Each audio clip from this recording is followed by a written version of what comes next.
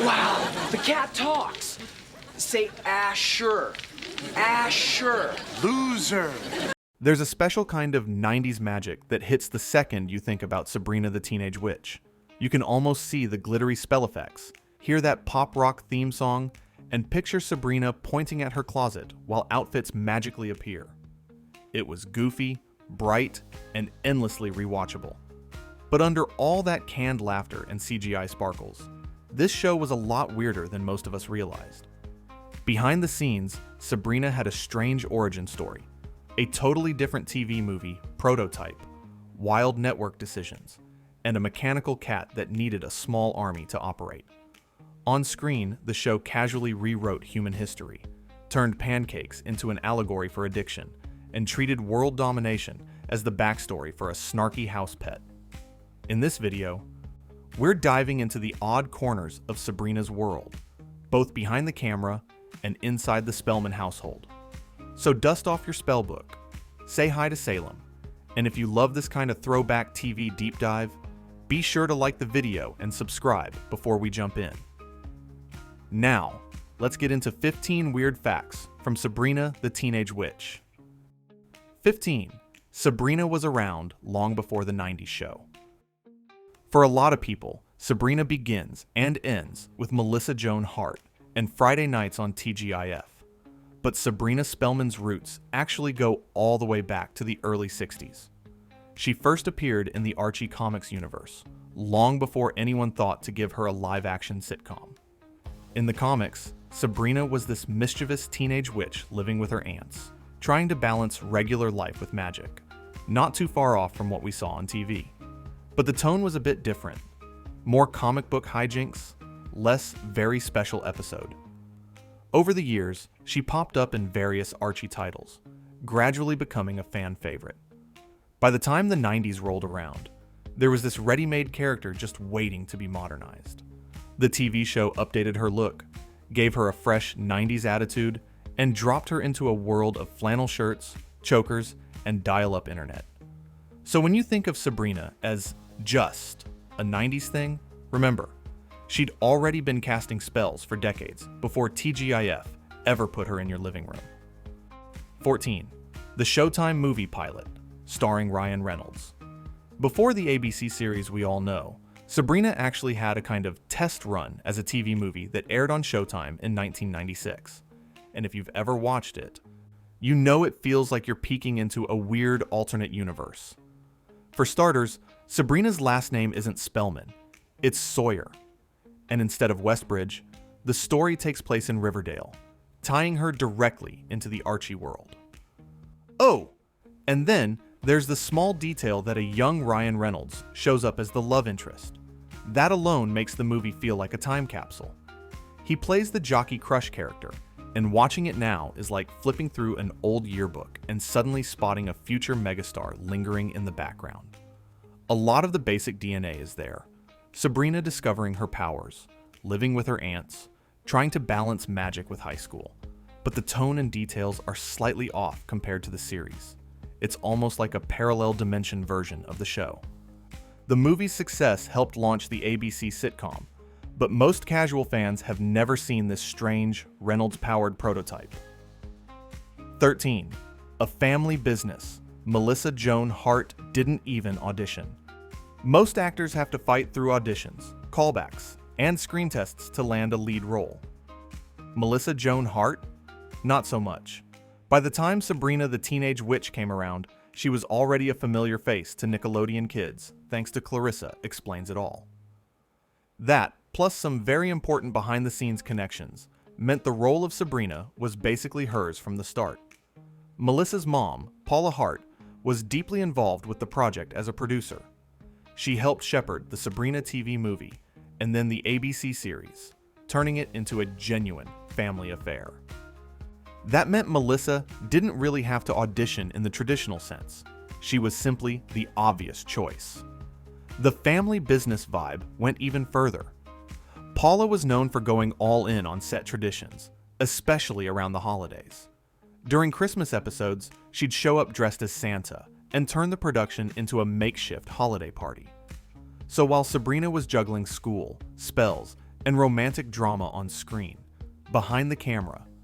It felt a lot more like an extended family gathering that just happened to involve animatronic cats and green screens.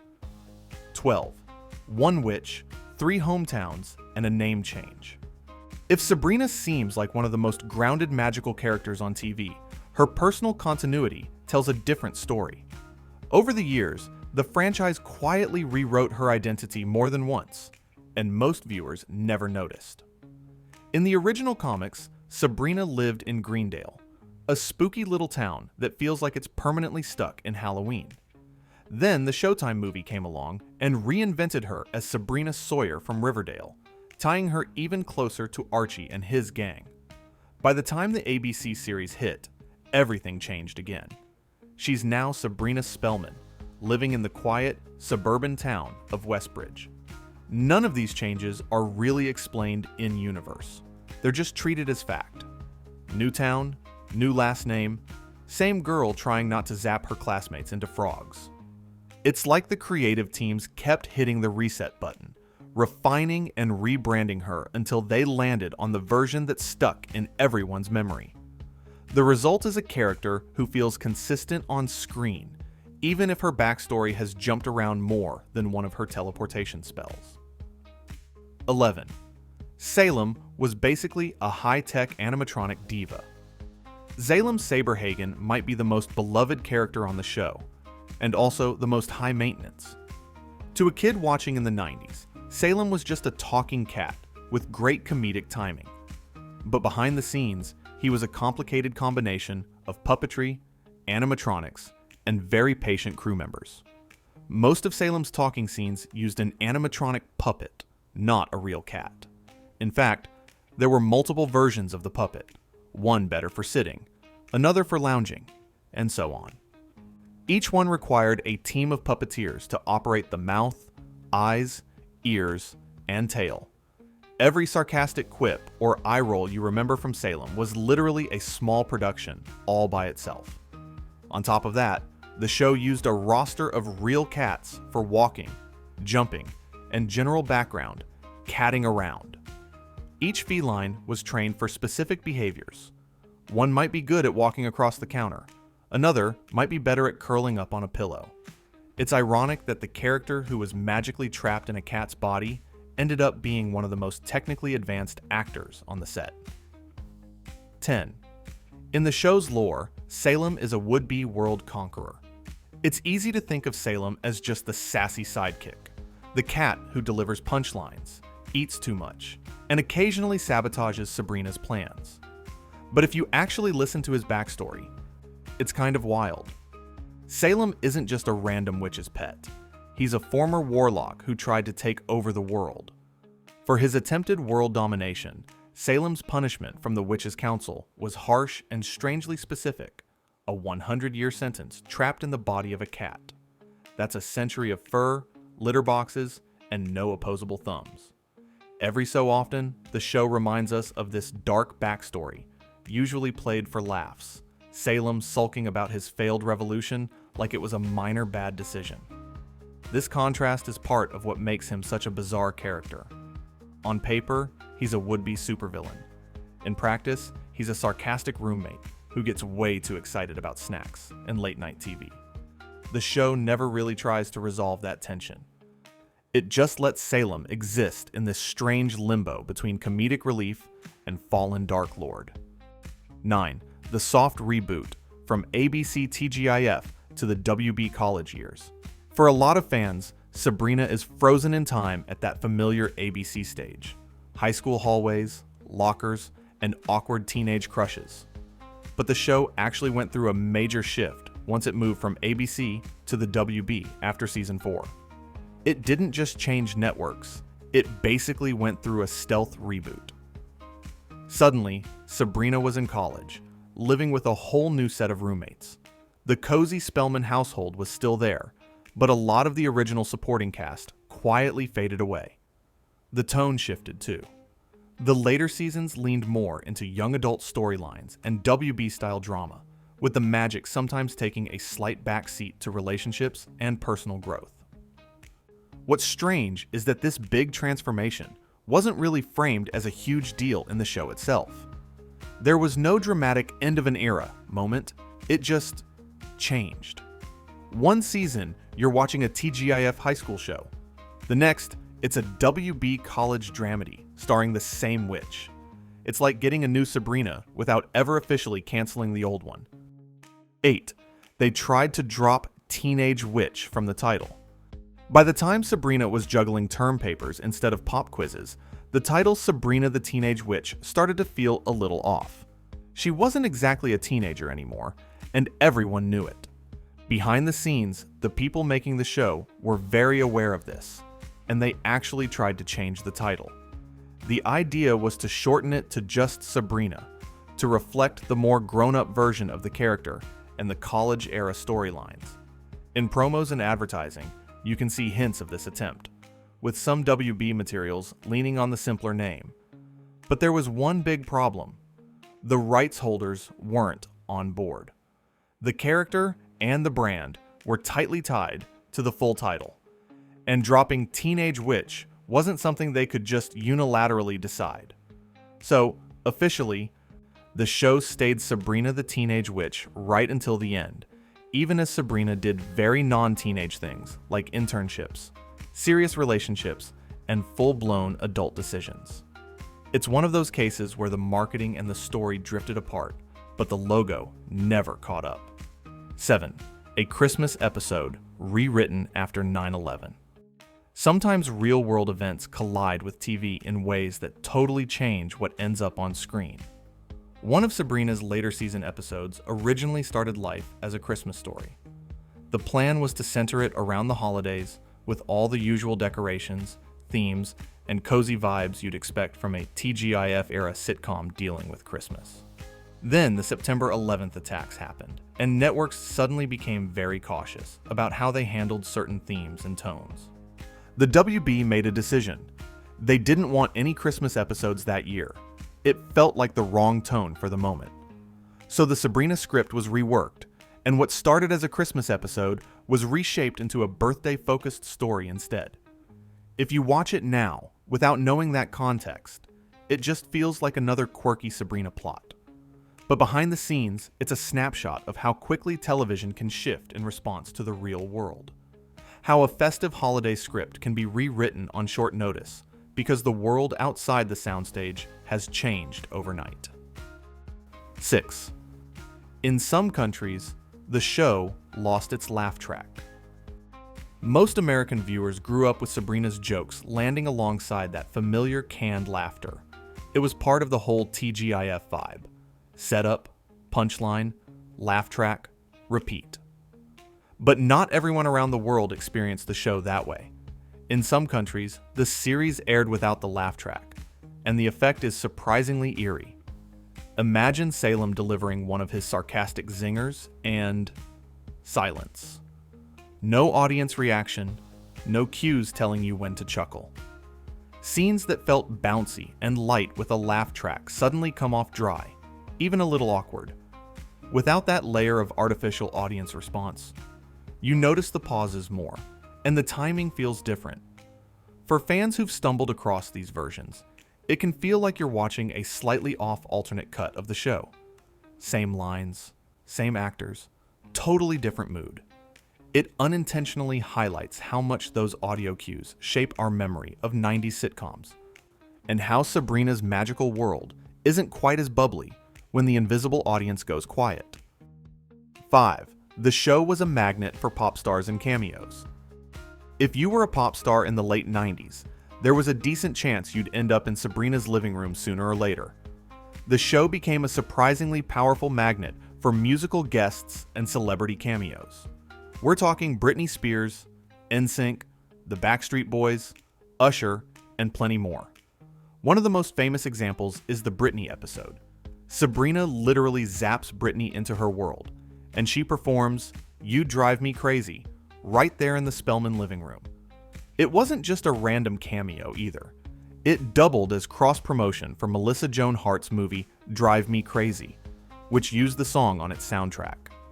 These appearances gave the show a pop culture anchor that kept it feeling very of the moment.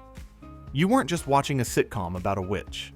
You were watching the same stars you saw on TRL suddenly get pulled into the other realm. It's like a time capsule of 90s music, tucked inside a teen fantasy show. 4. Sabrina even had alt-rock cred on its soundtrack. While the pop star cameos get most of the attention, Sabrina's musical footprint went deeper than boy bands and Britney. The show also managed to tap into the alternative and indie rock scene of the time, especially through its soundtrack releases. The series spawned a soundtrack album that featured artists who weren't just chart-topping pop acts. Bands like Phantom Planet showed up. Yes, the same Phantom Planet whose drummer was Jason Schwartzman, and who would later become famous for California, the theme song from the OC. For a teen witch sitcom, that's some surprisingly hip crossover. Music played a big role in setting the tone for Sabrina's world. Whether it was a moody track underscoring a magical mishap or a catchy song playing at a school dance, the show often felt plugged into what actual teens were listening to at the time. That blend of mainstream pop and alt-rock gave the series a musical texture that was more layered than you might remember from just flipping past it on a Friday night. 3. The show constantly rewrote human history as witch lore. One of the strangest running gags in Sabrina the Teenage Witch is how casually it rewrites human history. In Sabrina's universe, witches are quietly responsible for all kinds of major historical events, and the show throws those ideas out there like little comedic grenades. You'll hear offhand comments about how the Salem witch trials didn't involve real witches at all, or how time was literally rewound by magical authorities to fix certain historical mistakes. At one point, it's suggested that a bunny briefly ruled England before the Witches' Council stepped in. Elsewhere, it's implied that certain famous TV personalities might secretly be witches or warlocks themselves. What's wild is that these jokes are almost never revisited or explained. They're just casually dropped into conversations, and then the show moves on to a school dance or a love triangle. If you actually sit and think about it, Sabrina lives in a universe where history as we know it is basically a PR campaign, and the witches are the unseen editors. 2. The Pancake Addiction episode is now a teaching tool. One of the most memorable and strangest episodes of Sabrina involves something that sounds totally harmless: pancakes. In this storyline, Sabrina discovers that witches can become dangerously addicted to pancakes. She starts eating them, can't stop, and the whole thing spirals into a full-blown magical addiction metaphor, complete with hallucinations and withdrawal. At the time, it played as a goofy, over-the-top episode with a cartoonish lesson embedded in it. But for Melissa Joan Hart, the actress who brought Sabrina to life, that episode ended up having a second life off-screen. She's talked about how she uses it as a way to talk to her own kids about addiction and bad habits, explaining that something can seem fun or harmless at first, but quickly get out of control.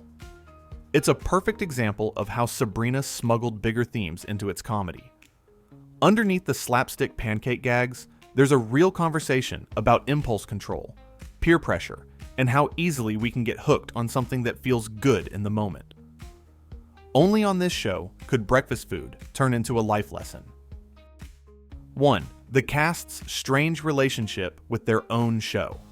For millions of viewers, Sabrina the Teenage Witch was appointment TV, a comforting ritual every week. But for some of the cast, their relationship with the show was a lot more complicated. Nate Richert, who played Harvey, has said that during the original run, he barely watched the series at all. In fact, he's mentioned only seeing a couple of episodes when they first aired, mostly at viewing parties that Melissa Joan Hart hosted. That disconnect is fascinating. While fans were obsessing over Sabrina and Harvey's on-again, off-again relationship, the guy playing Harvey was largely experiencing the show as just his day job. Only later, through fan interactions and reunions, did many cast members fully feel the weight of how much the series meant to people. Today, you'll see them at conventions and in interviews, reflecting on how Sabrina shaped their lives and careers. There's this bittersweet contrast between how casually some of them experienced it at the time and how deeply it dug into pop culture, For viewers, it wasn't just a show, it was a magical slice of their childhood. For the cast, it took time to realize just how powerful that magic really was. Conclusion. Looking back, Sabrina the Teenage Witch wasn't just a cute 90s sitcom about a girl with a talking cat. It was a strange little crossroads of comic book history, pop music, practical effects, and surprisingly heavy themes hiding under glitter and laugh tracks. You had a heroine who'd already lived multiple fictional lives before the series even began. A warlock turned cat-plotting world domination between snack breaks, and a writer's room that thought nothing of casually rewriting all of human history as witch bureaucracy. Behind the scenes, it was a family production with animatronic divas, last-minute script rewrites, and a soundtrack that quietly plugged fans into the broader music scene of the late 90s. On screen, it tackled everything from identity and growing up to addiction, sometimes through pancakes, sometimes through magic gone wrong. If you grew up with Sabrina, rewatching the show now feels like stepping through a portal to a weirder, more charming version of TV. And if you're just discovering it, now you know. There's a lot more going on under the surface than sparkly spell effects. If you enjoyed this trip back to Westbridge, don't forget to like, subscribe, and let us know which show you want us to dig into next. After all, there's always another weird TV secret waiting in the other realm.